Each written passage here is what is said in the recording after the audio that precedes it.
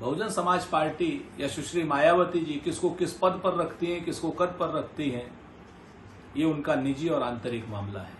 लेकिन एक चीज तय है कि जिस प्रकार से उन्होंने श्री आकाश आनंद जी को कोऑर्डिनेटर के पद से हटाया है और एक शब्द इस्तेमाल किया है मैच्योरिटी, तो उस पर मायावती जी के निर्णयों पर गंभीर प्रश्न खड़े होते हैं। अगर वो मैच्योर थे तो उन्हें बनाया क्यों था?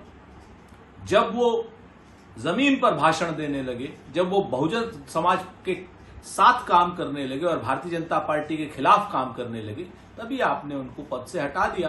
तो ऐसा लगता है कि कहीं ना कहीं जिस तरीके से टिकट चेंज कर रही हैं मायावती जी और अब आकाश आनंद जी को हटाया है, तो भाजपा से मिली भगत स्पष्ट परिलक्षित हो रही है। अगर आपको समझौता करना है तो खुले में कर लीजिए। आप बंद कबड्डी क्यों खेलने, कभी जौनपुर का टिकट चेंज कर रही हैं, कभी बस्ती का टिकट चेंज कर रही हैं।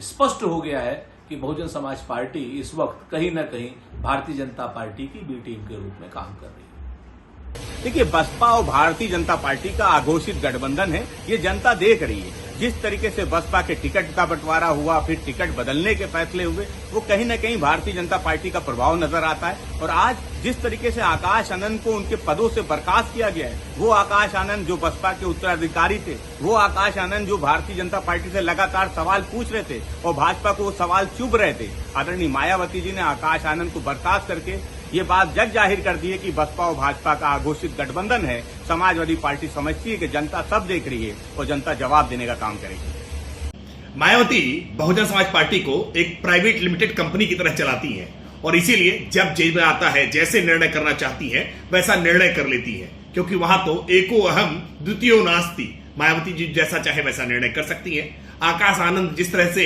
गैर जिम्मेदाराना बयान दे रहे थे और भारतीय जनता पार्टी को लेकर के जिस तरह की अपमानजनक टिप्पणी उन्होंने की थी, जनता के बीच में उनका बहुत आक्रोश इसको लेकर के पनपा था और मायावती जी ने इस बात को महसूस किया, इसीलिए आकाश आनंद को तमाम जिम्मेदारियों से मुक्त करने का काम किया है। लेकिन मायावती जी जो बहुजन समाज पार्टी एक मिशन के रूप में माना करती थी, जो बाद में कमीशन में तब्दील हो गया है, क्या इसमें कोई बदलाव कर पाएंगी? क्या वो परिवार के इतर फिर पार्टी की कमान किसी सामान्य दलित को देकर के पार्टी को आगे बढ़ा पाएंगी? ये आने वाले समय में जरूर देखा जाएगा कि मायावती जी के परिवारवाद के मोह से मुक्त हो पाएंगी।